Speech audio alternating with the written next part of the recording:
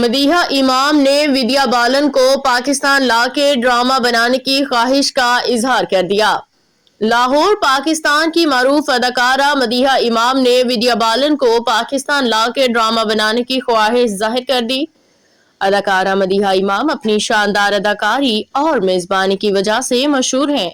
انہوں نے کیریئر کا آغاز بطور وی جے کیا اور جلد ہی ڈراموں میں مرکزی کردار ادا کرنے لگی۔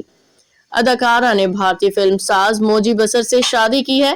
حالیہ انٹرویو میں میزبان نے سوال کیا کہ اگر کسی بھارتی اداکار کو پاکستان لا کے ڈرامہ بنانا ہو تو کس اداکار کو کاسٹ کرنا چاہیں گی؟